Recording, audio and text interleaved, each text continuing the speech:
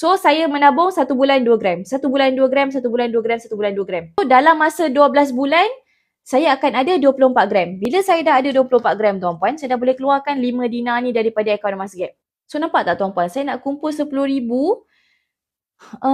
dalam bentuk emas ambil masa setahun. Tapi kalau saya nak kumpul 10,000 dalam bentuk cash, belum tentu boleh capai dalam masa setahun, dalam masa 2 tahun, dalam masa 5 tahun. Belum tentu saya boleh capai. Sebab bila kita simpan emas, memang aura emas ni bila kita simpan, kita rasa nak kumpul lagi, nak beli lagi.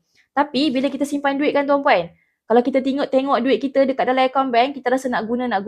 Kita tengok duit kita banyak, kita rasa teruja. Akhirnya kita guna duit tu untuk berbelanja. Pergi beli Thermomix lah, pergi beli langsir, sofa, sport rim kereta. Kita jadi macam tak boleh tengok duit banyak-banyak. Otak kita cepat je nak fikir nak berbelanja. Tapi cuba bayangkan, duit tu jadi emas. Kita dah tak fikir dah nak guna duit tu. Kita fikir nak simpan je lah emas ni, sayang lah. Dah beli sayang pula nak jual kan. Beli masa harga rendah. Lepas tu bila harga tinggi, sayang pula nak jual. Itulah emosi seorang penyimpan emas. Itulah apa yang terjadi dekat saya. 5 program saya beli tahun 2019. Saya beli 5 program ni 10,000 je. Harga dah naik dah sekarang 5 program ni. 5 program ni harga dia sekarang dah 24,000.